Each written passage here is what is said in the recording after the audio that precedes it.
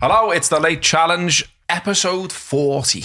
And on this one, we're going to have a natter about Manchester United, first off, because I thought we've done Man City quite a few times on here. Some might say too much. And look, we're Scousers and we're Liverpool fans, and you know that.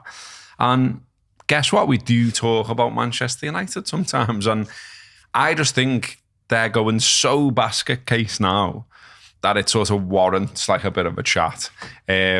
The manager, first and foremost, I think we'll be talking a lot about in this football challenge section of our show. So we'll talk about some other stuff as well. But the thing that sort of really made me want to talk about this and go, oh, wow, was, I keep an eye on the odds. I'm not a big betting man, but I keep an eye on the odds, for the title. Not only because, it's a bit of a barometer of where you are, but also I'm just interested as how they go up and down, depending on results and how reactive they are and all the rest of it. United, last time I checked, are 300 to 1 to win the Premier League this season. Manchester United. The biggest club in the world, as they always say. It seems anyone with a microphone who's connected to that club always says. 300 to 1 to win the Premier League this season. And then the manager, also on the odds front, he's now favourite for the sack, shorter odds even than Sheffield United's Paul Heckingbottom.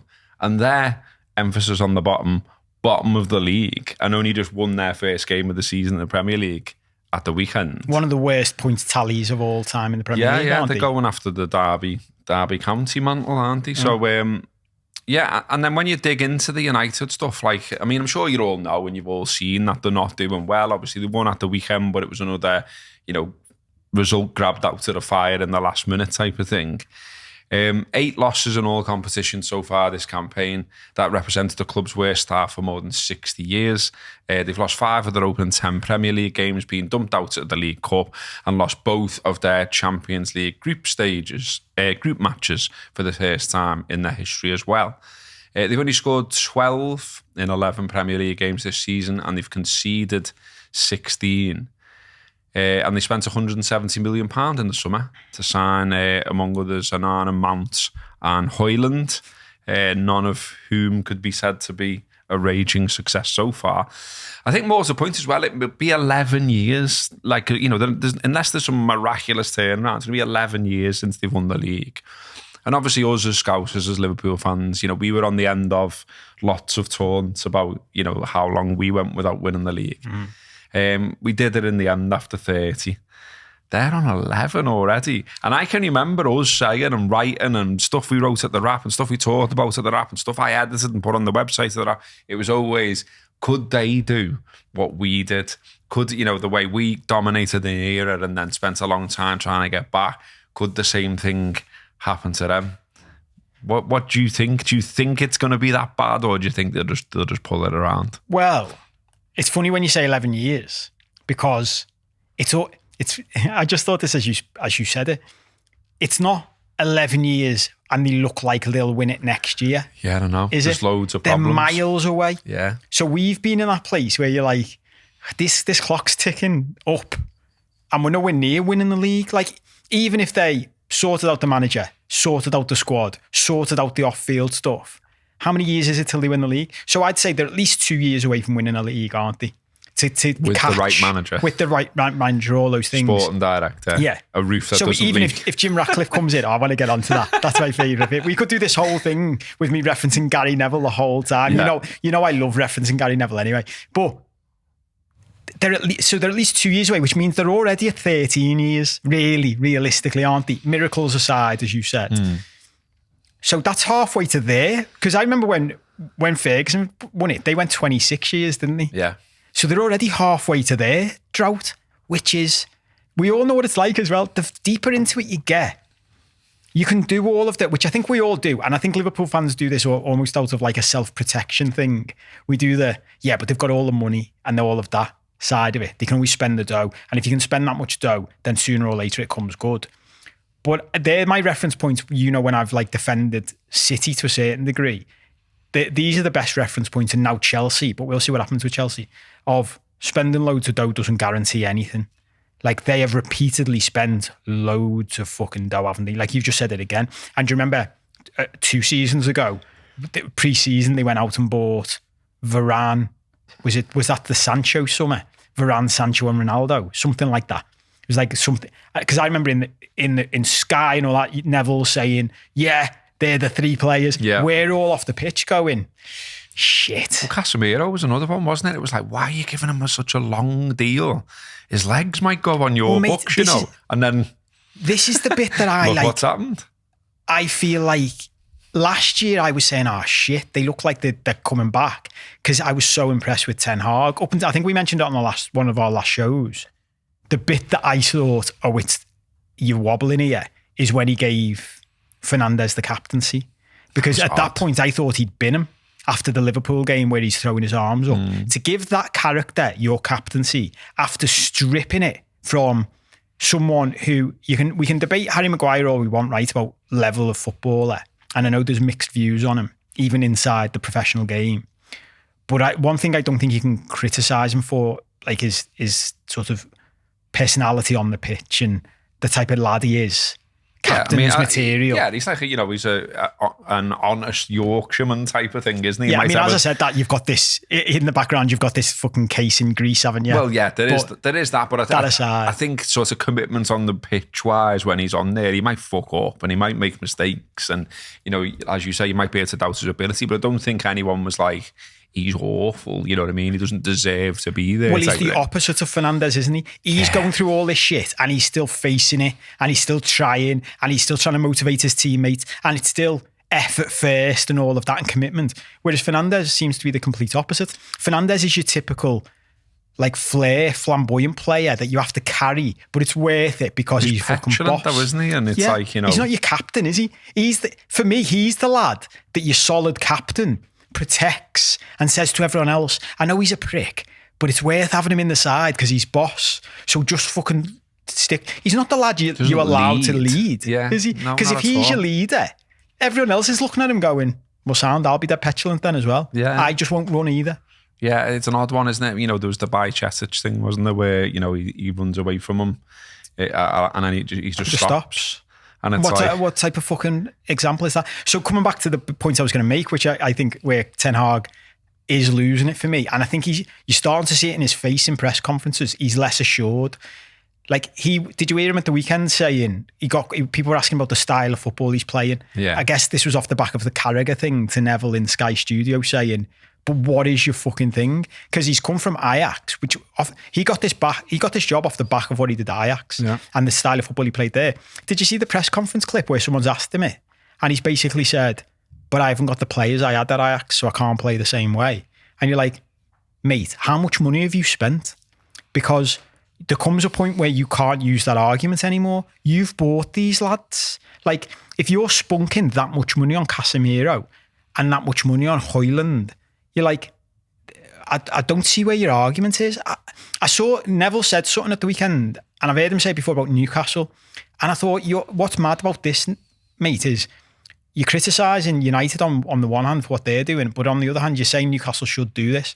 He was asking at what point do the Newcastle owners switch from what they're doing to buying bigger players to win big things, because they can't do it the way they're doing it now. And I was listening to him thinking, that's bullshit, mate. That's the thinking that's got Man United in the mess they're in. Because what Newcastle are doing, sports washing aside, looks more like what Klopp did. Get a good manager. I'm not saying Howe's on the level of Klopp, but good manager, solid structure. Build slowly in a sustainable way. But buy lads that are professional and dedicated and will grow with your side. So Anthony Gordon, for example, could with them go from being a very good player to a world-class player. And I think that's what they're trying to do. Yeah. Whereas United are doing we'll just buy Casemiro. And you're like, okay, that didn't work though, did it? Because you got 6 months out of him, which helped you for that 6 months, but then his legs fell off. And now you've got this old player on a massive contract, which filters into all of the other shit you've done for years, which isn't working. I'd have thought Ten Hag would come in and do what Newcastle are doing or what we've done. Buy younger lads, bring them through in your philosophy. You don't need to spunk 80 million on one player, buy 2 for 40. So for him to start moaning then that, like, he hasn't got the lads he needs. It's just weird, isn't it? And like he seems to be sort of going backwards from loads of his stances as well. So, you mentioned Maguire stripping the captaincy. He bought him for what, 80 million more than Van Dijk. And then they're ready to sell him for 30 to West Ham. And he only doesn't go apparently because of personal terms. And then next minute in the Manchester derby, it's him and Johnny Evans, like Leicester 2019 defence. I hadn't thought of that. That's literally Leicester's 2019 defence. It's absolutely... That's mad, it's bizarre. It's After bizarre. All that, Well, think about what the conversations we've had, and I've had criticism about questioning our defenders and stuff for fitness records. After all the money they've spent, their centre-back pairing is Johnny Evans and Harry Maguire. Absolute madness, isn't it? And this is the thing with him now. Like, he cancelled the press conference the other day, didn't do the League Cup press conference, just said not doing it. Really? Yeah. And then when you see him in the press conferences that he does do, he's so incredibly chippy now. Like, I mean, I know he's sort of, that's his thing anyway. But like, it's like, clarify what you mean, say what you mean, like having all this every time on virtually every question, it seems. But yeah, I've just run through some of the results, the results, the bad ones so far this season. Lost 2-0 at Tottenham, lost 3-1 at Arsenal, lost 3-1 at home to Brighton, lost to Bayern Munich at Bayern Munich. You'd sort of expect that one, I guess. Lost at home 1-0 to Roy Hodgson's Crystal Palace. Lost at home 3-2 to Galatasaray. Lost at home 3-0 to Man City. Lost at home 3-0 to Newcastle in the League Cup. And then, of course, at the weekend, they scraped a 1-0 win at Fulham. But even that... Well, yeah, like, what was it? XG of like less than a goal. Was it? Is that right? Yeah. But then even, Joe, as you go right back to the beginning, the first home game of the season against Wolves, they won 1-0 with the first awful refereeing decision of the season. Indeed, yeah. Didn't they? Yeah. And even United fans, I think, would say, like, the wins they've had in that run, most of them, it wasn't like they played well and they got a good performance, good win. It was like the Fulham game the other day, just scraped the win. The money thing as well with them, like I do exactly what you said we do before. And I have done for a long time, where I just always think, they'll be back though, because like the revenue's just so mad, and like they're so far ahead of everyone else on that score. And I still think about old days of us having like a little corner shop souvenir store and them having mega stores and them extending the ground and us being landlocked and all that stuff that went on that contributed to the power shift. And so I thought, well, when I was researching the show, I thought I'll pull up this, the Deloitte Money League. And I was surprised. I just passed me by this, but City I've all of a sudden got... Mate, we could do, because I hadn't seen this till you sent it to me. We could do an entire fucking I was going to say an entire show. We could do an entire series of shows on this league table alone. It's mad. So City are now top in the world. Manchester City are the club in the world with the highest revenue. I mean, I would refer you to our previous shows of Is the Premier League Fucked, etc., where we went through all those charges that are hanging over their heads. But anyway... Do you know what I love about the thing, though? The description. Manchester City retain their... Sorry, I know I'm jumping a lot on you this week. Man City retain their position at the top of the money league, and for the second time with the club to generate the highest revenue in world football. They should put there should be a laughing emoji after that, shouldn't there? For the second time with the club to generate the highest revenue in world football. Remember, this is a side, everybody, that can't sell out their home games for Champions League matches. And then it says this caps off a rapid rise up the rankings. A rapid rise up the rankings, wink. I know, yeah. With the club having only broken into the top 5 for the first time in 2015, 2016. Miraculous. I wonder what this coincided with. This growth has been fueled by an increase in commercial revenue. Well done. 65 million to 373 million in 21-22, which is a new Premier League record. Just think of that paragraph and how you can take it. I mean, this is just a perfect example of how a well-run football club can increase its revenue, isn't it? It's amazing what they've done. Well done, lads. Good process. Yeah.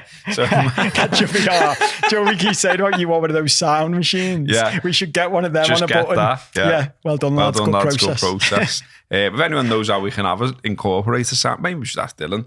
It'd be good to have a soundboard. Should we do it on air? I want one. Do a bit of admin. I just think if I'm going to do podcasts for all these years, surely at some point I'm allowed a soundboard. You should get one. That would be a boss one. City then top of the Deloitte Money League in terms of revenue generated with 731 million, followed by Madrid 713, followed by Liverpool 701, followed by Manchester United in fourth place 688, then PSG, then Bayern Munich, then Barcelona, then Chelsea, Spurs, Arsenal, Juventus, and on we go.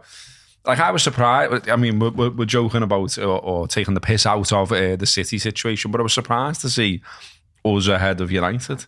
That was the thing that I didn't even notice the City thing to begin with, because the first thing I saw was us above United, which is the point you're raising in this exactly agenda, that. Yeah, exactly that. In that, you know, and what I think you've already sort of touched on it, in that you saw this assumption that we keep making that they'll be back, that they can turn it round, that they're just one or two appointments from making it all right again. Maybe not, you know. Do you know what I mean? Well, this comes back to what you said before, which I think is the funniest part of this. And I heard Neville mention this on his own podcast. They've literally got a fucking leaking roof at Old Trafford. Mad, that, isn't it? That is fucking madness, isn't it? Like, to put it in context, a couple of seasons ago, Tranmere had a hole in their roof and they couldn't afford to fix it. Tranmere.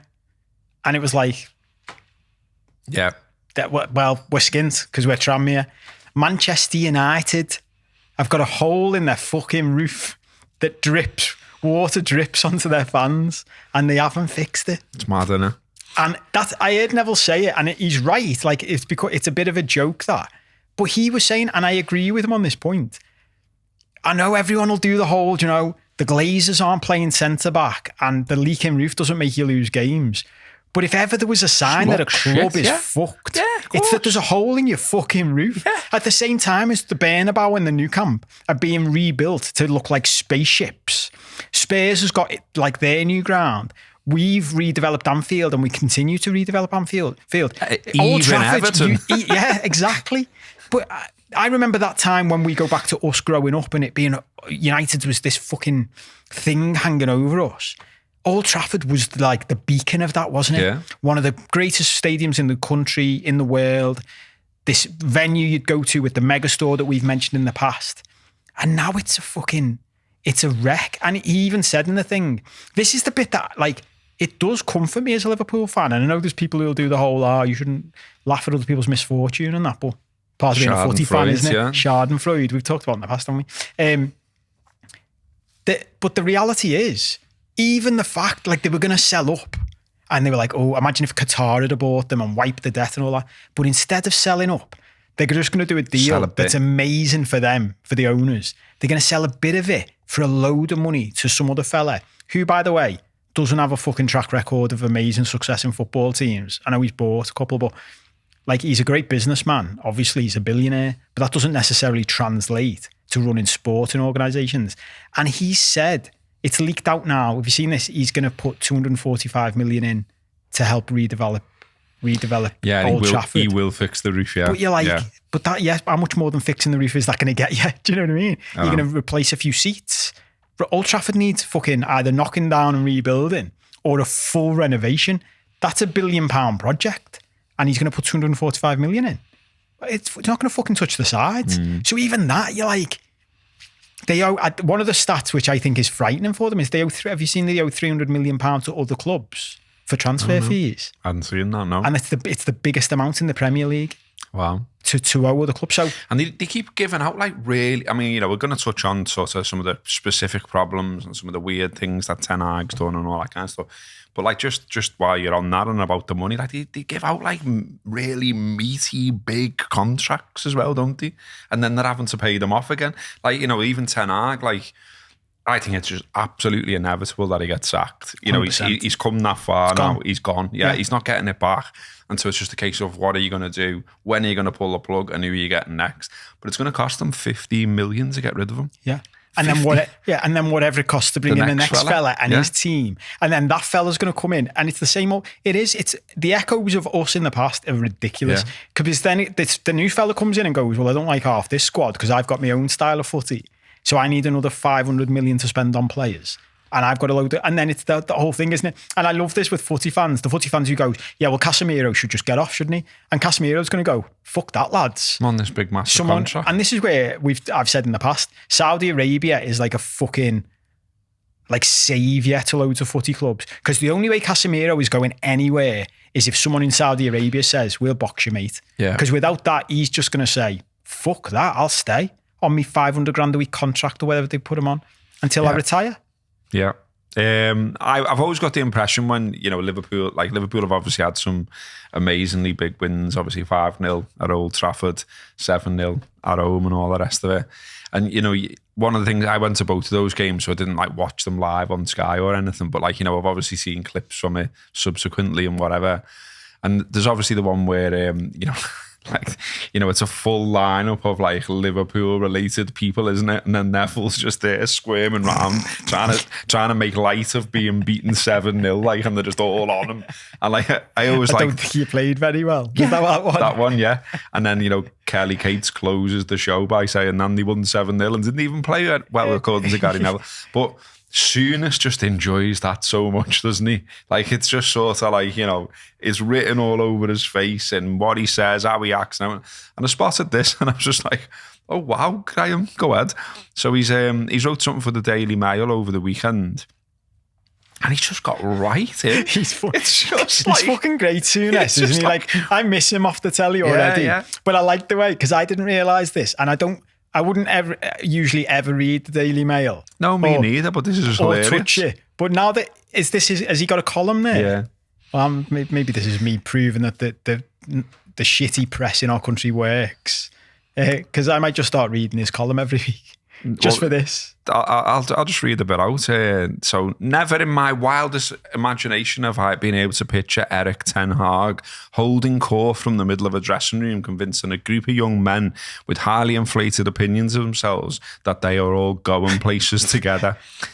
I think the majority of them struggle to buy into his body language, his demeanour, his soft Dutch accent, his ill-fitting suits. And from this very first team tour, the players will have worked out what he is and what he isn't. The club are now at a stage where there's little Ten Hag can do about any of it. I assure you will have said everything he can say, tried about absolutely everything he feels he can do to make it work. He's exhausted all the ideas and the terminology. He's now entering every game on a wing and a prayer. Well, that middle paragraph is boss, isn't it? Ill-fitting suits. Yeah, they're struggling to buy into his body language. It's like he's going two-footed on every line. Every aspect. Buy into his body language, his demeanour, his soft Dutch accent, his ill-fitting suits. Surprised he never mentioned his coat. I thought you were going to say his cock there. I mean, again, you wouldn't rule that out. Wouldn't put it past you. It was probably in there or somewhere. Let's just took it out. Yeah, imagine that. The Daily Mail's gone, no, even for us, Graham, it's a bit much, that, mate. We've got a clip as well that I wanted to play. Yeah. So I wanted to sort of compile things that I thought it's a bit weird that he's done during his time at United. And I think this all started when he got the job. And everyone knew he got the job, and he turned up at a Palace away or whatever it was, and was spotted in the stands. And Gary Cotterill from Sky Sports just tries to grab him for a quick word, and it doesn't sort of go the way Gary wants, and all ends up a bit David Brenty. So yeah, get on the clip. Got it for you, Zia. Have a quick photo. Can we have a photo, please? Welcome to the Premier League, Eric. No. Are you excited to get started? Are you excited to get started? You must be wanting to get stuck in straight away. Don't push me. You're not touching me. I love that line. Doesn't look good. Doesn't look good being manhandled by security, Eric. It's Man United, a big club. Well played, mate. Oh, I love the way that people listening to this and they haven't seen the footage, but even the audio, if you listen to the audio. That's why I thought it still works. Great. Still works in the podcast, doesn't it, as well as the video. Doesn't look good for a big club like Manchester United, Eric. But it is mad, isn't it? Even his face as he's walking past them, you'd think he'd just been sacked. Yeah. If you said to someone, take the audio out of this, what's this presenter trying to get out of this manager and what's just happened? You'd say he's leaving the ground after he's just been sacked after getting beaten 7-0, and the presenter for Sky's trying to get a fucking tagline out of him. But he's just been given the Man United job. Yeah. So why not just stop and go, yeah, made up, to be honest. It's a great fucking job to get. It's a great look, Eric. I love that. Big club like Manchester United, Eric. Don't touch it, what to say. Don't touch me. Don't push me. But what's funny about this as well, just that little tangent for Gary Cottrell, is that there was then like another bit where he was at the press conference. Like, this is on YouTube as well, but I didn't think this worked to actually put on the show. You have to take me away. This had happened. So that's happened, yeah. And then at a future point, he's in the press conference. Gary Cottrell asks a question, and Ten Hag just goes like, and just looks around for like another question. Like he hasn't heard him, like a child. Refuses to answer it. And apparently what it was about was brilliant. that, so obviously Gary's got a cob on about the whole situation. United got tonked 4-0 by Brentford, and he tweeted hashtag, like a smiley face and like hashtag karma. And United have seen that, and like it's got back to Ten Hag, and he's gone, right, well, I'm not answering his questions in the press conference. But even to handle it in that way, exactly, what like are you a getting child involved for in all this shit? Or just say to him, I don't answer you, I don't want to deal with you. Yeah, because you're taking the piss out of me on Twitter. Yeah. Just to ignore him, or like a 5-year-old would. Did you have a question there, did you, Gary? Well, I'm not going to answer it today. Karma. Yeah. You know what I mean? Have a bit of a laugh about it. But just doing the weird, like, I didn't hear that. Yeah.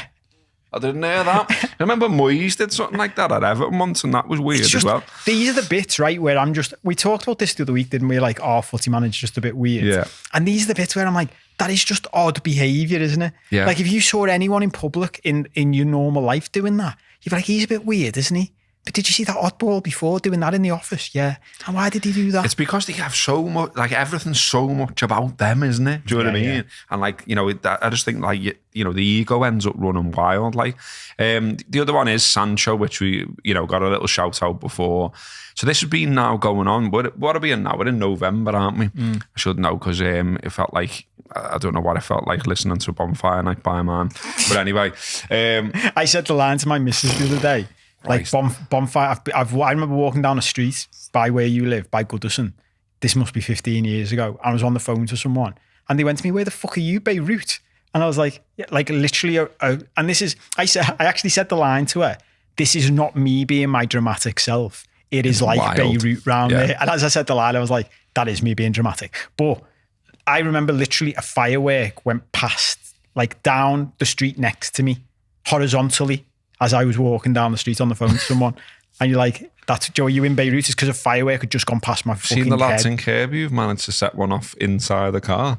Oh no, that's just... Yeah, well in, yeah, good process. Yeah. With Sancho, it's now been going on since late September and we're in November.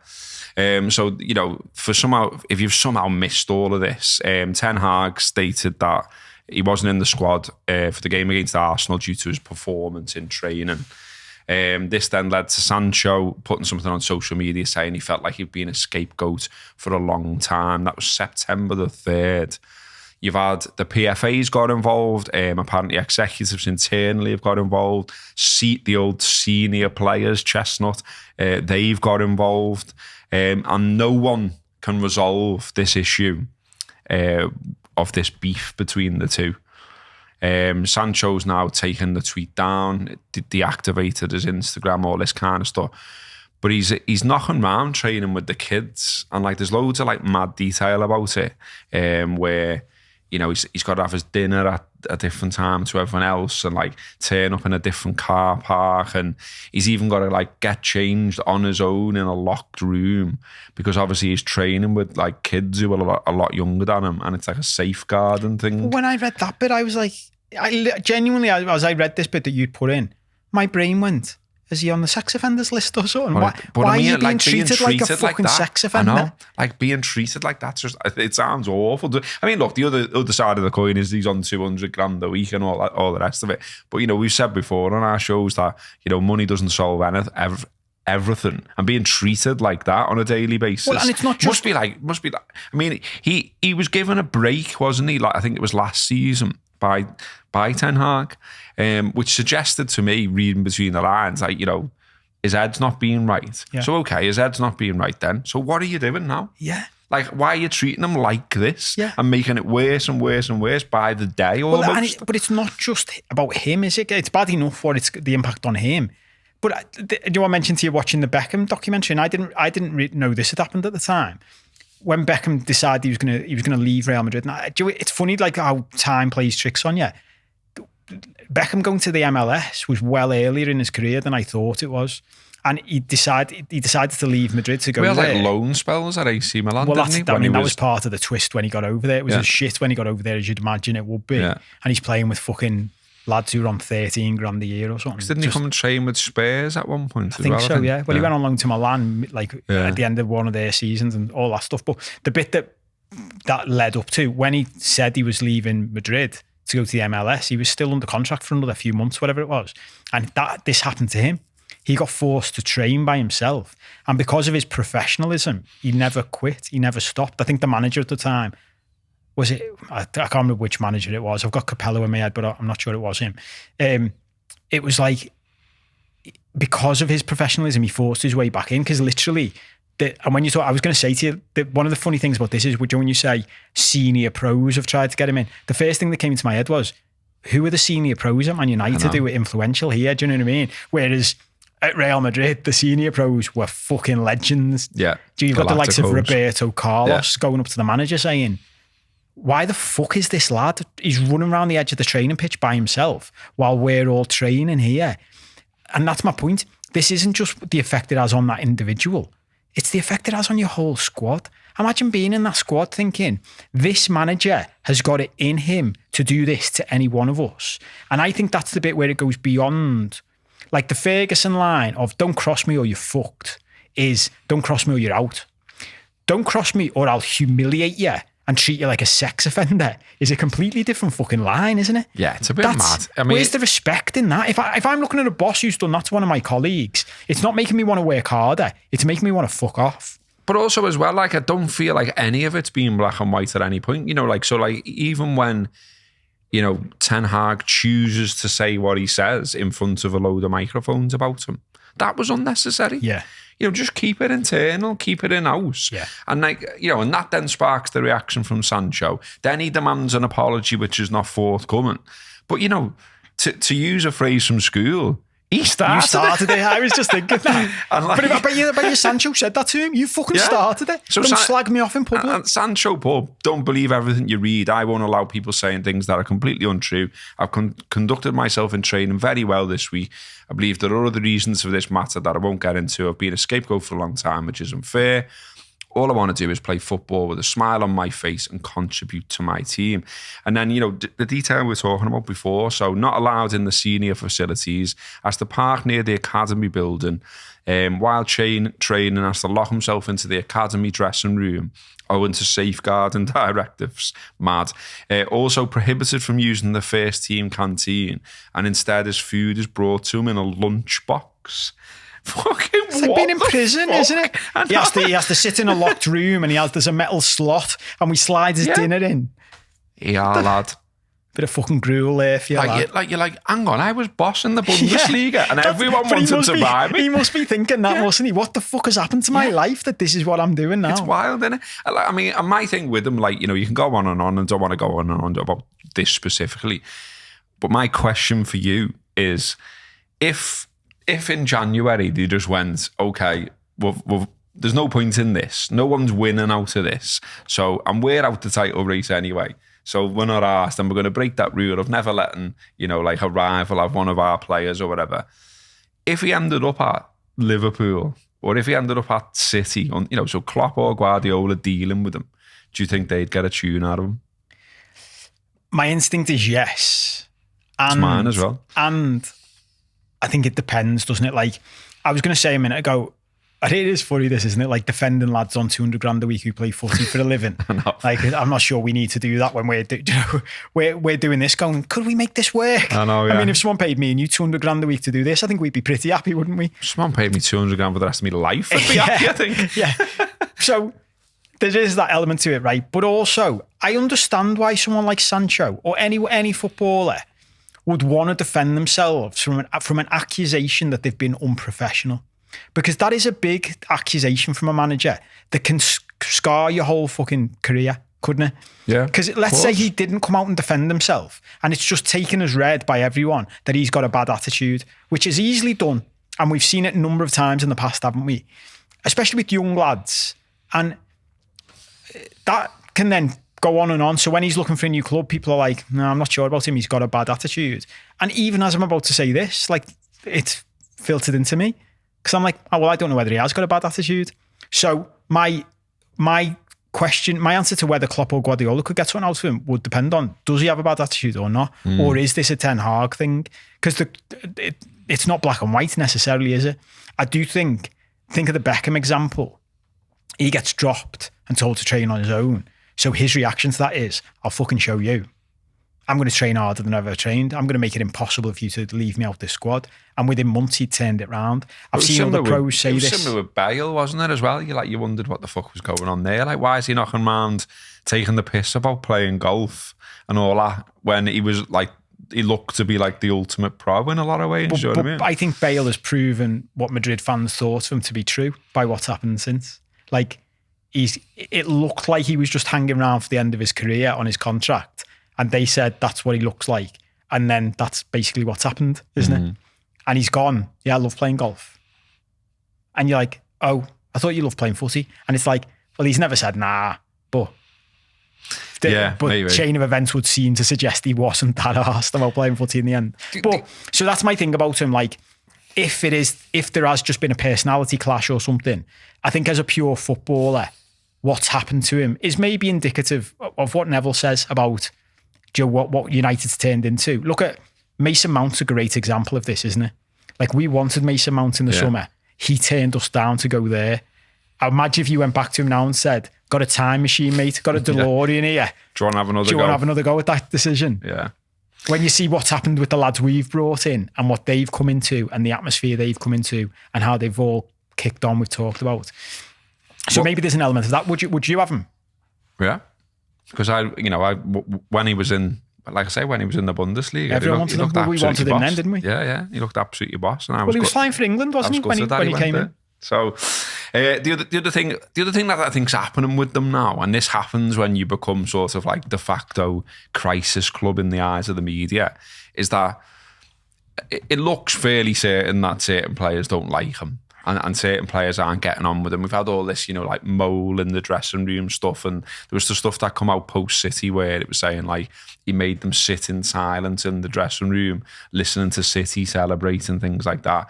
That only gets leaked out there because it makes him look like a weirdo. Same as the one where, I think it was Brentford, and he made them come in the next day after the defeat and run 13.8 kilometres because that's how much more Brentford had ran than them. And that went against all sports science advice. And he ran it himself with them to show that he was part of the problem. Like, just don't bother, mate. Just let them have a roast dinner. Like, what are you proving there? But I think what's happening now is like everything's hugely under the microscope. You got Rashford today replying to like a fan account telling them not to shit stare and all this kind of stuff. Like, that's where you've got to now. That, you're asked about what a fan is saying on a YouTube channel. But with the Rashford thing, I can go two ways on this, so I'm intrigued to see what you say about it. I think I've got a bit of a stance on it. But again, if you haven't seen this, so after they got beat 3-0 by Manchester City, Rashford went to a pre-arranged birthday party at China White nightclub to celebrate his 26th birthday. That's got out there, as these things do. I love the way China White's getting a load of free publicity out of this, by the way. Everyone keeps mentioning it was China White. Yeah. So that's got out there. People now know about it. It's ended up in the papers. Ten Hag's made an issue out of it, I think. Is maybe, not necessary. But he's come out and said, I spoke to him about it. It's unacceptable. He's apologised and that's it. For us, it's an internal matter. Then all the papers give you all the details anyway, saying it wasn't within 48 hours of the next game. But Ten Hag's understood to be frustrated with the optics that partying after a humiliating defeat can project. Now, seeing Neville defend Ten Hag on this and say Ten Hag's right to take this stance. That people will see it out. You know what they'll say. You know what they think, and you should have just stayed in. I heard Martin O'Neill on the radio earlier. He's very old school, isn't he? O'Neill, obviously, banging on about Brian Clough and saying if you're a Premier League footballer, every day is your birthday anyway. But I've got to admit that there's a part of me that just thinks, this is his birthday though. Like, it wasn't going out with a City kit on saying, I don't give a fuck about Man United. He was going out on his birthday And like, the two things aren't connected, are they? Do you know what I mean? Like, it's post-match, not pre. Do you know what I mean? It's not like, I don't know. I'm not sure about it. What's your... You're torn on it? Yeah, a bit.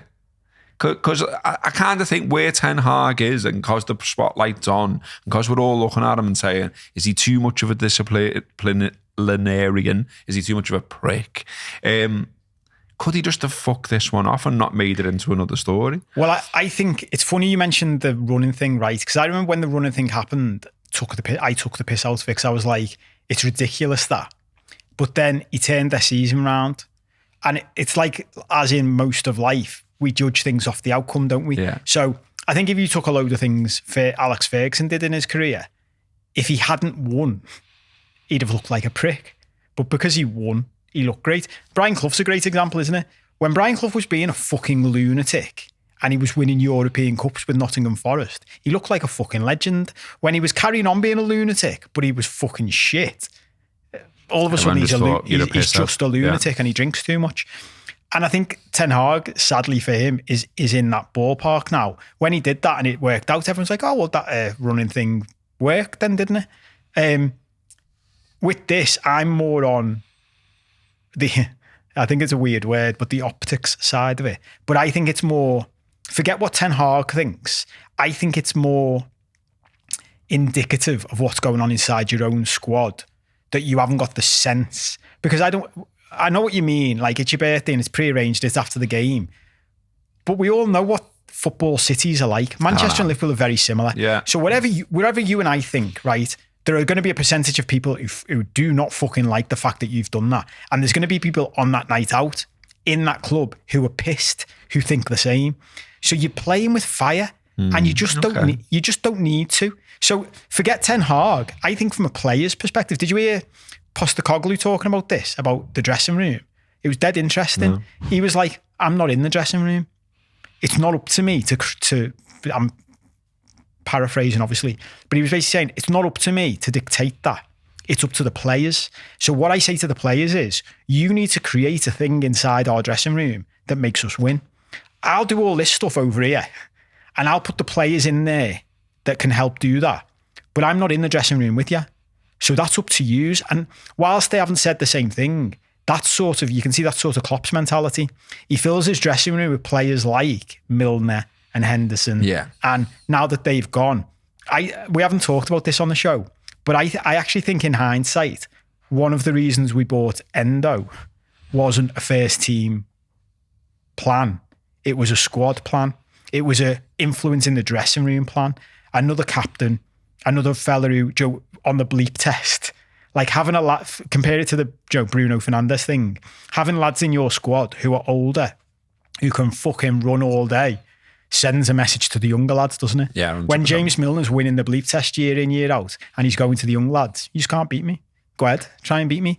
What he's doing is motivating the young lads to run fucking further. And I think there's always an element of that with Klopp and his squads. I think this is indicative that there's a problem inside the squad forgetting the manager. Because I think if look at Gary Neville. Gary Neville in the squads he was in, he didn't need Alex Ferguson to tell him not to go out after they got beat by Man City. He just didn't go out. Because he was like... Lee Sharp did though, didn't he? Yeah. But what happened, and what happened to Lee Sharp? Yeah, I don't know. And that's the interesting thing for me.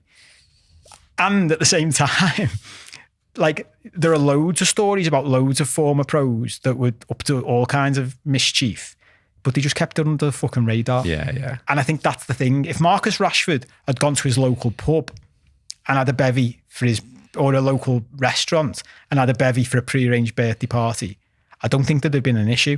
If you're going to China White, that's a different thing. It feels different to me. It's like I said as well. I mean, you know, I've probably half answered this with what I said before as well, that because of where they're at, everything's a story at the minute. Exactly. So seeing another story saying, here's some of the lads, and they've gone out in Manchester post the Fulham game and Rashford wasn't with them. Yeah. And so then it's like, well, why? How come they're all out and he's not there? Yeah. He So must now have fell there's a out with story. them. Yeah. Blah, blah, blah, blah, blah, blah. And then next minute he's replying to, you know, YouTubers and all the rest of it. But even that's a big thing for me. Like, I've thought this in the past, and there's a fucking bigger topic to get into. But when you're a professional footballer reacting to what's going on social media, there's something going on here, lads. You can't do that. No, because guess what? Me and you've experienced enough, haven't we? And we're not fucking multimillionaire footballers. Guess what? There's always going to be a knobhead on social media saying some knobheady things about you. If you've got a social media following of millions of people and you play for Manchester United, there's going to be lots of people saying knobhead things about you. Forget about it. He's triggered though, isn't he? He's obviously in a mental state at the minute. You know, with the manager, you know, whatever. And then that's just probably put him over the edge. He's gone, it's hyped at him before he knows it. It's out there and it's another story. And on they go. There's even stories that the kits they've been provided with don't fit and that they're having to take them off the rails in the mega store and put them on, which again is just hilarious. And I would file that alongside the leaking roof as just being like, how can a club your size be that, you know, irresponsible, unprofessional, corner shop-esque? Like, well, I hadn't heard that one, but if that's true, that's mad. Yeah, apparently the keeper's kit doesn't fit Anana, and he's had to like. Imagine that. Is that what it's called? Anana, yeah. Imagine that on the day of the game. I know. Like someone's going into the mega store, going, "Can I have a goalie cut? And can you print Onana one on it?" And they're like, "Who's it for? Your son?" Like, no, it's for Onana. Yeah. It's for him, it doesn't fit. The one of these sent us shit. All right, well, we've done here 46 minutes or thereabouts, I think, on United. So let's change tack. We're going to do something on the Beatles media challenge. The Beatles have been in the media this week because their song Now and Then has been released, dubbed to be the final ever song by the Beatles. Was that out there, like, officially? Yeah, they're saying this is the last one. It's done. Because you've obviously had like real. I forgot to ask you about this. Was McCartney involved in this? Like, is it official? Yeah, so you know the sessions that brought out Real Love and Freebird from going back. So they were from tapes that Yoko gave to the band and said, "Here's some songs that John started. Like, I don't know if you want to like finish them." And so like McCartney and George got together when George was still alive, obviously, and like knock them into shape essentially. But with Now and Then, George didn't like it. Just didn't think the vocal was good enough, and I didn't want it coming out. Nice. But Peter Jackson, with this stuff that he's been able to do around Get Back and the stuff where like Lennon was on stage in inverted commas at Glastonbury with McCartney and all that, he's got involved in some kind of AI thing, as like managed to separate a lot of the background noise and isolate Lennon's vocal and make it usable. Yeah. And so they already had Harrison playing guitar on it from that previous session. McCartney's recorded some new bass. Ringo's recorded some new drums. They got some strings in. They've knocked it all together. Nice of Ringo to make some time for that, isn't it? I know, with his busy life. Well, what maybe makes that's you laugh why he stopped designing shit. It makes me laugh because the video, I think, is really good, because McCartney says, like, they asked Peter Jackson to do the video as well, and he's like, I've never done a music video before. And McCartney's like said in his interview about it, like, I think he did a pretty good job. And it's boss, to be fair. If you love the Beatles, which I do, you watch the video and and I think the song as well, both of them are like, you get a little tear in your eye, do you know what I mean? It's like, but Ringo's fucking wild on it, because like, he's obviously just recorded it like in his own gaff, hasn't bothered fucking coming over, and he's just like got like random a trackie on and a fucking Ringo t-shirt or something. Do you know what I mean? I meant to watch it again before it came over. I feel like we should play the whole thing, but I wanted to watch it again because I only watched it once and I didn't realise you were going to talk about it on the show. But that was the bit that jumped out at me, because I'm watching it, trying to figure it out as I'm watching it. Like, is it AI generated, as it were? And then Ringo would just pop up, like you say, in a trackie, looking mad. Yeah. And because like there's footage of all different ages of them, isn't there, as well? Yeah. And he's obviously current age in that bit. And it is just, I mean, he's quickly becoming my favourite Beatle, I think, because he's all right. He's a lunatic. I think our vibe on this show has been that, he's been dealt a bit of a bad one, I think, over that, the capital culture thing and the reaction to those comments. I think he's all right.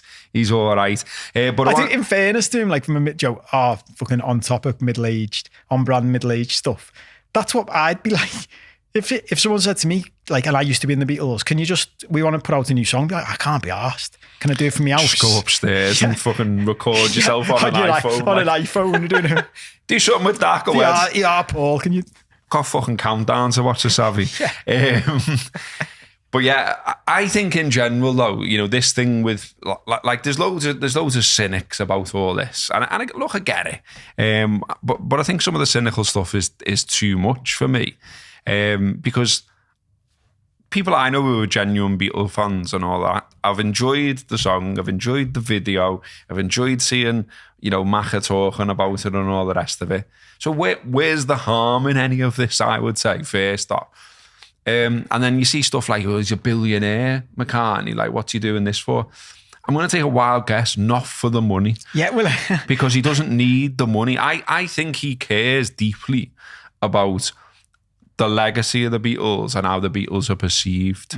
And for years and years, the story was they fell out, him and John, and, and then it was like, who'd you like more? Who'd you rate more? And all that. Yeah. And I think Get Back and this song and, just generally like the Peter Jackson stuff has made everyone feel good again about the Beatles and see McCartney in a different light and all that kind of thing. And I think it's about that. I think it's more about that. And there's nothing wrong with that either. Do you know what I mean? For me, like I see, fucking hell, this is like everyone fawning over it, fuck's sake, and who's arse now, and blah blah blah, all this stuff on social media, and I'm like, well, I don't care about you bastards. It made me feel fuzzy and nice and warm, and I like the song, and I'm not arsed. Do you know what I mean? And I think that was the reaction from a lot of Beatles fans, do you know what I mean? Yeah, well, I was chancing. Which presumably that's who it's for. Yeah, 100%. And the funny thing is the billionaire thing, I don't know, I'm in dangerous water with some people talking about billionaires after comments about the things I've said in the past. But I was chatting to someone at the weekend about like, do you know, whenever we say billionaire about someone, we never say it in a good way, do we? No one ever goes, do you know that person, they became a billionaire because they worked that hard and like they came up with a boss idea and they helped loads of people, so they're a billionaire. We're always like, fucking billionaires. What the fuck? What's the relevance to Paul McCartney's a billionaire? I didn't even know he was a billionaire, by the way. I wouldn't have said he was, but it makes sense that he is. Why is there any relevance to this that he's a billionaire? His wealth has got nothing to do with whether or not this is a good song or what. I'd be more saying it was about money if he was skint. Yeah. Do you know what I mean? Which he very much is. It's mad that gets thrown at him. He's a billionaire. What does he need to do this for? Well, he doesn't need to do anything, does he? Paul McCartney doesn't need to do anything. Well, he's just doing it because he enjoys doing it. He likes the Beatles. They weren't on Spotify, were they, for a good while, the Beatles and all that. And, there was a debate about that for a long while. And now they are. So, if you want to go and listen to the Beatles for free, well, you can do. They're on YouTube, they're on Spotify. I checked, 31 million listens a month on Spotify they get. And Don't Let Me Down, the one on the roof of the Apple headquarters in London, that's been watched 464 million times on their official YouTube channel as well. But look, just to throw something in on the money side of things, and again, open myself up to criticism for this. I remember seeing once how, and it was the fact that was being shared was how much Ed Sheeran had made off his music on Spotify. And when I heard the number compared to how much Spotify had made, I was like, are you fucking kidding me? The percentage that artists get is tiny. Yeah, that's awful. It's a fucking piss take. Yeah. So for anyone who's criticised the Beatles for not putting their stuff on Spotify in the past, I'm like, no, I'm with the artists because the artists are getting screwed over here. And artists say that themselves. Like, this is not sustainable. Record companies are twats. Yeah. Do you know what I mean? Like that doesn't get said enough, I don't think. Exactly. There's a documentary which you can watch on iPlayer, and it's about like the relationship between the Beatles and the BBC. And, there was a bit of beef over those other songs, Free as a Bird and all that, because I don't know if you remember, like the radio ones, a bit like what they did with Quo, where they said, like, we're not playing it because it's not relevant to our audience. And then obviously, like, McCartney gets a bit of a cob on and says something back or whatever. But they've done this, and it's good. I watched it on Sunday, like this documentary about Beatles and the BBC. But there's a bit where, like, it's showing you all Top of the Pops bit beats and all that kind of stuff. And there was a point where they had, and sorry, Beatles facts fans, I know some people are incredibly anal about all this and get a cob on if it gets the smallest thing You should have wrong. educated yourself on it before you... But I'm not going to say how many it is, but there was a point where they had absolutely loads of singles in the top 20 or top 30 at once. Yeah. And it was years later. So their stuff is on top of the pops. And it's like, well, why? And when it explained it, and they explain a bit below as you're watching the documentary, it said like, that was the record company because they own the rights to these songs. They just decided to put them back out again as singles, not the band. They did because they wanted to make money. And I remember, and like at that bit of the documentary, I thought, oh, you're a horrible bastards. You know what I mean? Yeah. EMI or whatever it was. And obviously it ends up being under the umbrella now of their own record company. Well, and that's the thing for me. So for me, it's only when a band or an artist gets big enough to have the power to do this stuff. Taylor Swift did it last year, I think, didn't she? Or might have even been this year. Went, fuck you. I'll re-record all my own stuff on my own label and then you don't get a fucking cut of it, you cunts. And so when a band does that, I'm like, fair play to you. Yeah, go ahead. More power to your elbow. And I mean, you should help other people on doing a much smaller level than the Beatles. One of the lads out with the Gomez, who I think are a boss band, but I imagine there's lots of people watching and listening who haven't even heard of them. But there's a lad out of Gomez who's been campaigning for years about what you're talking about slice that artists get off Spotify and why it's an absolute disgrace because how are they meant to make money? And then, you know, the knock-on effect as well is like the punter, me, if you like, you, anyone listening, you know, your favourite band's gigging and you're like, hang on, why is it nearly 40 quid now to just go and see them play the uni in town? Well, this is why. That's why. Because they're not making the money off their own tunes anymore. So they need to make money off the live event. And who has to pay for the live event? You, bollock. We could do a whole show on this because I literally was having a chat with on our other collaboration, our footy collaboration with This Is Anfield, talking about this, like the number of people who don't understand the connection. Like if you click on, if you need to pay for something and instead you put it up for free somewhere. And obviously this isn't black and white, right? There are some people taking the piss and we've got to fucking subscribe a show trying to make things pay because otherwise if the creators, but that's the point, if the creators don't get paid, guess what happens? They stop creating. Yeah. So if we all want to live in a world full of art and music, then we need to ensure that the people who create that stuff get paid because otherwise everyone stops creating it and becomes a fucking plumber. And that's just not as fun, is it? No. I wouldn't go and watch a plumber. Imagine that. Just watching a fella fixing a tap. Yeah. Stood there with a bevy. Go ahead, lad. I've just got an image of some like dystopian future where we're all paying to go and sit in a room watching plumbers fix fucking plaster pipes. Maybe, because like, you know, that's an art. That. Well. Anyway, well, the fact of the week, I just thought, fuck it, to be honest, when I was doing the agenda, and I thought, you know what? If you don't like the Beatles, we'll press stop because it's going to be more Beatles. I'm doing a fact of the week about Beatles. If you want to be edgy and say you don't like them, not asked. So the Beatles are the best-selling music act of all time with estimated sales of 600 million units worldwide. They're the most successful act in the history of the US Billboard charts, holding the record for the most number one albums on the UK albums chart, 15, most number one hits on the US Billboard Hot 100 chart, 20, and the most singles sold in the UK, 21.9 million. They've also won 7 Grammy Awards, 4 Brit Awards, an Academy Award, and 15 Ivor Novello Awards. Now I found this list as well, which I love, and they've tried to sort of like it. Basically, the list maker admits that like some of it's a bit like you don't actually know. So there's like the verified number and then the claim number, but the Beatles are top on both. So they say that certified units for the Beatles is 292.9 million. Records sold, but there's claim sales of between 500 and 600 million. Elvis, 233 million, and claim sales of 500. Michael Jackson, 284, claim sales 400, and on we go.